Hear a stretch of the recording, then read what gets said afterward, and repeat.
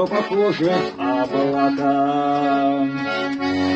Спросил меня мой сын слепой, я пообъяснил тебе, ну как? Ведь ты не видишь, мой родной, ну объясни хоть как-нибудь.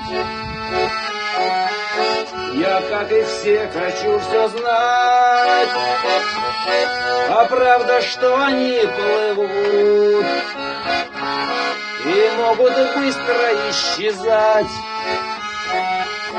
Да это правда облака. Бывают разными, сынок, вот это будто бы река, а это сено пышный сток, вот это сети рыбака. А это словно серый волк. Но, папа, что же ты умолк? И у тебя дрожит рука. Тогда я сыну не сказал,